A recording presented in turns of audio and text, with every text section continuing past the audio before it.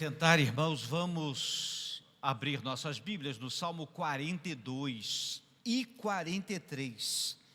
Esses são dois salmos que nós chamamos de salmos irmãos. Eles possuem uma unidade muito própria, como vamos ver aqui. Se os irmãos atentarem, eles possuem um estribilho que se repete no versículo 5 e do 11 do Salmo 42 e no versículo 5 do Salmo 43. É um salmo para aqueles que sofrem, para aqueles que clamam e para aqueles que creem. Foi escrito provavelmente por Davi. Alguns autores ainda veem se foi no início do seu ministério, quando trabalhava com Saul, e Saul vivia perseguindo a ele, ou foi no final do seu reinado, exatamente quando o seu filho Absalão o perseguiu. Eu localizo esses salmos mais para o final do reinado de Davi, pela profundidade de cada palavra e pela experiência e maturidade aqui expressa também. Dito isso, vamos ao texto. Salmo 42. Como suspira a corça pela corrente de águas, assim por ti, ó Deus, suspira a minha alma. A minha alma tem sede de Deus, do Deus vivo. Quando eu irei e me verei perante a face de Deus, as minhas lágrimas têm sido o meu alimento dia e noite, enquanto me dizem continuamente: o teu Deus onde está? Lembro-me dessas coisas e dentro de mim se me derrama a alma. De como passava eu com a multidão do povo e guiava em procissão a casa de Deus, entre gritos de alegria e louvor, multidão em festa. Porque estás abatida, ó minha alma? Porque te perturbas dentro de mim? Espera em Deus, pois ainda o louvarei, a Ele meu auxílio e Deus meu. Sinto abatida dentro de mim a minha alma. Lembro-me, portanto, de ti nas terras do Jordão e no Monte Hermon. No outeiro de Mizar, um abismo chama outro abismo. Ao fragor das tuas catadupas, que é cachoeira, pode ser traduzido por cachoeira em outras versões, todas as tuas ondas e vagas passaram sobre mim. Contudo, Senhor, durante o dia me concedes a sua misericórdia, e à noite comigo está o seu cântico, uma oração ao Deus da minha vida. Digo a Deus, minha rocha: por que te olvidaste de mim? Por que hei de andar eu lamentando sob a opressão dos meus inimigos? Esmigalharam-se os ossos quando os meus adversários me insultam, dizendo: o teu Deus onde está? Porque estás abatida, ó minha alma, porque te perturbas dentro de mim? Espera em Deus, pois ainda o louvarei, a Ele meu auxílio e Deus meu. Faze-me justiça, ó Deus, e pleiteia a minha causa contra a nação contenciosa. Livra-me do homem fraudulento e injusto, pois Tu és o Deus da minha fortaleza. Por que me rejeitas? Por que hei de andar eu lamentando sob a opressão dos meus inimigos? Envia a Tua luz e a Tua verdade para que me guiem e me levem ao Teu santo monte e aos Teus tabernáculos. Então irei ao altar de Deus, que é a minha grande alegria. Ao som da harpa eu te louvarei, ó Deus, Deus meu. Porque estás abatida, ó minha alma, porque te perturbas dentro de mim. Espera em Deus, pois ainda o louvarei, a Ele meu auxílio e Deus meu.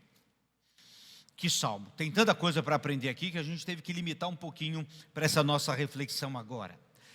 Optamos por separar 6 motivos que abatem a nossa alma, à luz do texto bíblico, e que se aplica a cada um de nós. E depois, soluções bíblicas a respeito disso. Ainda eu quero fazer 2 observações antes de entrar nas causas principais. Uma é que o salmista aqui está longe de Jerusalém. Só para vocês se localizarem. Jerusalém era onde ficava o templo, o palácio, onde estava tudo ali. O salmista está longe. Pelo texto, ele está lá pelas bandas do Rio Jordão e está nas bandas do Monte Hermon, portanto, longe dali. Ele estava privado do privilégio de adorar a Deus no santuário.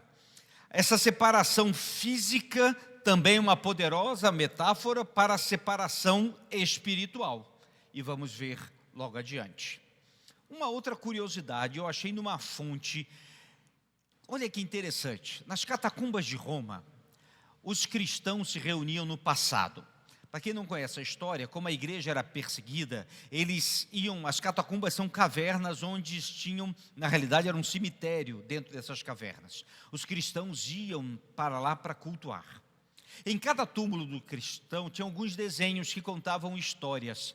E uma curiosidade é que muitos desses desenhos eram corsas. Esse animal que a gente até falou domingo passado, corça é uma espécie de cabra, faz parte da espécie dos caprinos, e ela sobe montanhas, mas ela tem muitas curiosidades e características. Uma é que ela praticamente fareja a água. A gente vai ver na Bíblia isso com o cheiro da água. Na realidade, ela consegue farejar aonde tem água. Uma outra curiosidade, a corça, embora seja forte, rápida, elas ficam em lugares altos para se refugiar dos predadores. Mas nos lugares altos, meus irmãos, não tem água. O que ela faz? Ela deseja água o tempo todo. E assim como a corça deseja as águas, então ela, quando tem oportunidade e vê que os predadores não estão ali, elas então descem rapidamente a montanha e vão direto na fonte da água e bebem o que podem beber. Olhando de fora, parece que elas estão em desespero para beber a água. E é isso mesmo. E logo que vem os predadores, elas voltam para as montanhas. E por isso que nas catacumbas de Roma tinham muitos desenhos de corças. E certo autor disse que este era um salmo preferido de muitos cristãos. Durante a perseguição, a privação, a situação tão difícil para a igreja naquela época, e eles podiam recitar como esse salmista disse: assim como a corça anseia por águas, a minha alma suspira por ti, ó Deus, a minha alma tem sede do Deus vivo. Diante disso, vamos entender um pouquinho as causas desse abatimento da alma. Primeiro, separação da comunhão com Deus e da adoração comunitária. A ideia aqui do salmista, ele está longe do templo, ele vai lembrar daquele tempo, na realidade, ele vai se sentir isolado espiritualmente. O abatimento da alma frequentemente resulta do distanciamento de Deus e da igreja. Na realidade, deixa eu falar uma coisa, boa parte dos nossos problemas resultam exatamente disso, longe de Deus, longe da igreja. Gente, igreja não é um lugar perfeito, sempre falamos isso, graças a Deus por isso. Mas temos que buscar a perfeição, mas é muito melhor do que a opção. Precisamos entender isso. O salmista sofre por não estar lá.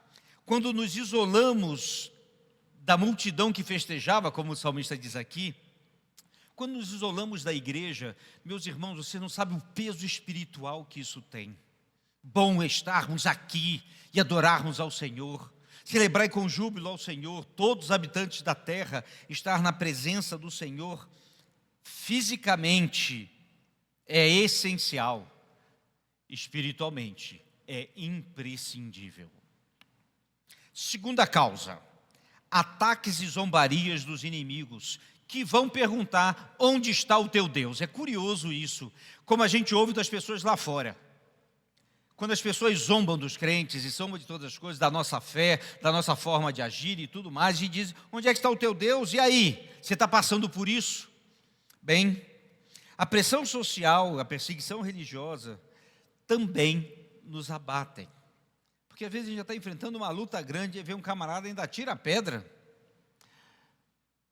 O salmista passou por isso. Terceira razão, sensação de abandono por Deus. Certo autor chama isso de a noite escura da alma. Essa expressão forte, mas muito real. Sensação de abandono de Deus. É a experiência da aridez espiritual, ou melhor, a experiência do silêncio de Deus. E o salmista aqui, ele está clamando com toda a força. Essa sensação de abandono é agravada e ele vai complicar porque ele vai se lembrar que no passado foi melhor. Aqui, cuidado, muito cuidado. A nostalgia tem o seu lugar. Lembrar do passado e das coisas boas do passado tem o seu lugar. Mas cuidado para não ficar aprisionado no passado e dizer, antes é que era bom, hoje não mais. É interessante, meus irmãos, precisamos lembrar que às vezes o silêncio de Deus é tão eloquente. E é curioso que muitas vezes a gente conversa com umas pessoas e falam, gente, Deus está tão silencioso comigo, mas quando a gente vai conversar um pouquinho, a gente percebe que Deus está falando tão claramente, em tão bom tom, mas somos nós que não queremos ouvir. Deus fala. Certo autor disse a respeito disso, lamentar por Deus é uma evidência tão segura de que o amamos quanto alegrar-se em Deus. Achei tão bonita essa expressão. A gente poder clamar, Deus fala, é uma expressão de fé daquele que sofre. Quarto, ondas sucessivas de aflições. Esse texto extraordinário. Um abismo chama outro abismo. Ao fragor das tuas catadupas, que é a cachoeira, todas as tuas ondas e vagas passaram sobre mim. Eu tinha uma professora que falava, quando a chuva vem, ela vem forte. E quando parece que não é uma coisa, são várias coisas. Às vezes o que nos tira a paciência, não foi aquela gota d'água de tanta coisa que já aconteceu. E acontece de tudo. Às vezes você tropeça no cachorro, acabou o dinheiro no mês, tem um problema aqui, aí vem o outro e bate no carro, aí vem o outro aqui e faz isso aqui, e parece que tudo acontece junto, você diz assim, eu não devia ter saído da cama hoje. Eu creio que todos nós já passamos por isso, mas entenda, há uma definição, tenho usado muito aviões ultimamente, em aviônica, que é a seguinte, engenharia aeroespacial, nenhum avião cai por um só motivo. Nenhum avião cai por um só motivo. É um outro que se soma e causa tragédia. Um abismo chama outro abismo. Usamos muito esse texto até para falar quando as pessoas estão, parece que cavando seus próprios buracos e só vai piorando a coisa. E ainda pergunta, por que está piorando? Está claro. Que texto extraordinário, ondas sucessivas de aflição. E o texto é mais claro ainda, que ele vai falar de ondas. Quem já teve a experiência de um mar revolto? Lá no mar a gente chama mar de ressaca, em que as ondas estão muito altas, muito irregulares, muito fortes. E quem está em alto mar e nadando é aquilo, você consegue e vai, daqui a pouco a onda forte, aí você afunda, e assim você vai e as ondas vão passando sobre você. Só que tem uma hora que cansa. Que cansa. Agora esse texto bíblico tem uma outra curiosidade, e é no finzinho dele, esse versículo que diz, as tuas ondas e vagas passaram sobre mim. O salmista observa, as ondas são de Deus, e elas vão passar sobre ele também. Quinto, lembrança de tempos melhores. Aí eu volto à questão da nostalgia dolorosa. Como eu falei, gente, essa nostalgia pode ser uma faca de dois gumes. Lembrar do passado e nos alegrar é ótimo, mas lembrar no passado e ficar deprimido no presente é ruim. É ruim. E eu conheço muita gente que está assim. Espera aí. E é interessante quando a gente olha para o passado, a gente fala assim, olha, no passado era muito melhor. Será que era? Será que era, gente? A gente tem que caçar para comer? E não tem muita gente do nosso convívio ainda, gente, que tinha que matar o porco e o boi para comer na semana. Será que era assim tão melhor no passado? Que você tinha que fazer um canal e vinha um camarada e era uma experiência terrível ir no dentista, por exemplo. ou a medicina, ou viver naquele tempo, será que era bom assim? Às vezes a gente olha para trás com uma visão muito romântica também. Mas nós devemos olhar para hoje e para frente. O salmista aqui vai ficar abatido, porque ele vai lembrar das festas, dos cultos, que ele levava o pessoal para lá, só que agora ele está longe de Jerusalém, ele está sendo perseguido, ele está abatido. Cuidado com isso. Sexta e última lição: falta de luz e direção, confusão sobre o caminho. No verso 3 do Salmo 43 fala sobre isso. A confusão sobre o caminho é um problema, a falta de clareza. Falta de clareza. Se você andar em alguns grandes centros urbanos, como por exemplo em São Paulo, ou no Rio de Janeiro, ou em alguns outros países, vocês vão encontrar. Uma vez a gente estava viajando para uma cidade, gente, o viaduto era mais ou menos assim. A placa tinha umas 30 setas. Tinha a saída A, B, C, D, E, F, G, e o Waze só diz para virar à direita, tem 30 direitas. Era uma situação assim absurda. Que caminho eu vou pegar? A falta de direção provoca ansiedade e confusão. É preciso que haja luz. Diante disso, é só para mostrar que o salmista aqui, ele não está brincando. Ele sabe o que estamos passando. Ele sabe o que nós podemos passar. E a Bíblia, meus irmãos, ela não contém erros, mas ela registra os erros dos homens, para nos mostrar como não errar e como fazer melhor. E o texto nos mostra, e aí vamos para as nossas soluções bíblicas, que vale a pena ter. Primeira delas é esperança ativa em Deus. É o refrão: espere em Deus, pois ainda o louvarei. Esperar em Deus, meus irmãos, não é otimismo vago, nem palavras ao vento, é ativo, é confiança fundamental em Deus, que sabe todas as coisas. É esperança porque eu sei que vai chegar até o final. Essa esperança, meus irmãos, não nega a realidade do sofrimento. Importante isso. Não nega. O que dói, dói. A esperança, ela vai além. Ela é tanto uma disciplina, quando escolhemos esperar em Deus, quanto uma graça.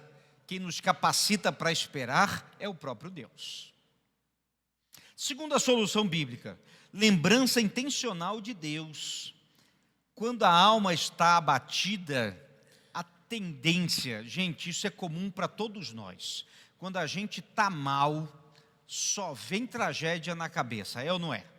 A gente está com aqueles problemas, a gente só passa os problemas. Alguém já disse que a gente sofre mais do que realmente é o sofrimento. Porque só passa, fulano de tal fez isso, só vai acontecer aquilo, vai acontecer outro, e não aconteceu nada disso.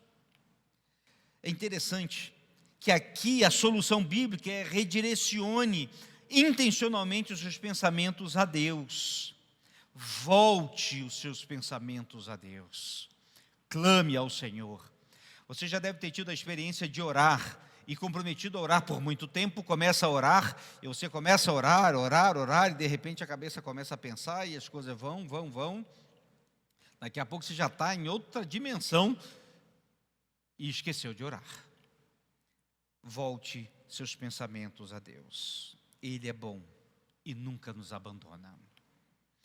Terceira solução: oração honesta e persistente. Oração bíblica não é performance para agradar a Deus. Você quer fazer aquela oração bem bonita e já, ó Deus, de Abraão, de Isaac e Jacó, certos das tuas inúmeras promessas. Você pode orar assim de vez em quando, até deve. Mas as verdadeiras orações são as silenciosas, são as lágrimas. São aquelas que colocamos diante de Deus e dizemos: Deus está doendo. É conversa honesta com Deus. Esses dois salmos são uma conversa honesta com Deus. Quarta solução: reconhecimento da herança espiritual. O verso 8º tem uma expressão linda, que eu vou pregar no futuro nessa expressão: o Deus da minha vida.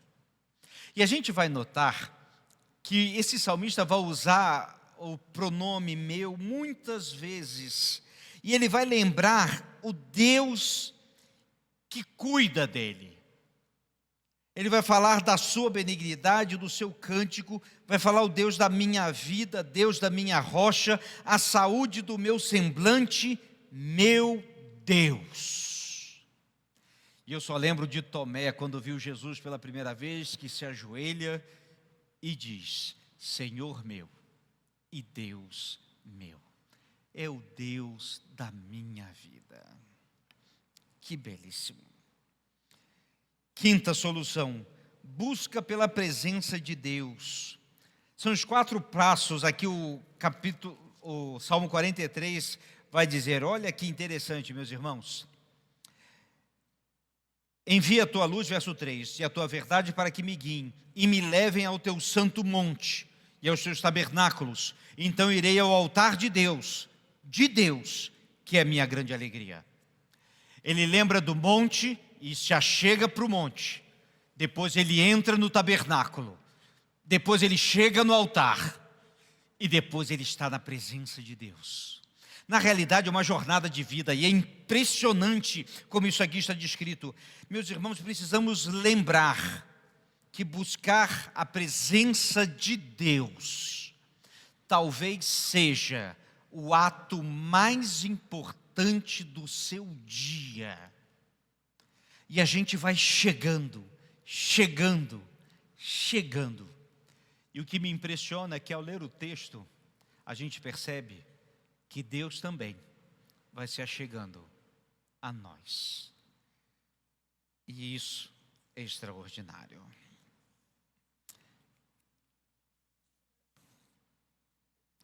Sexto, confissão de fé e louvor antecipado. Ainda o louvarei. O futuro desse verbo aqui chama atenção. Ainda o louvarei. É o desejo de estar e de permanecer. É futuro, porque ele acredita no futuro. É fé em ação. Sétimo, apoio na força de Deus. É interessante que vai dizer na força de Deus. Veja bem, certo autor, que eu gosto muito, que Matthew Henry falou sobre esse texto: se não podemos nos confortar em Deus, podemos nos apoiar nele, e podemos ter apoios espirituais quando nos faltam deleites espirituais. Eu sei que a gente quer tudo de bom e do melhor e do mais fácil, eu creio nisso, mas de vez em quando o que a gente precisa é que Deus nos sustente e a gente apoie nele. Diante disso, 5 rápidas lições para você anotar e gravar para a semana e para a vida. Primeiro, é legítimo questionar nossa própria alma. Por que está abatida, ó minha alma? Por que está assim? De vez em quando precisamos questionar a nós mesmos.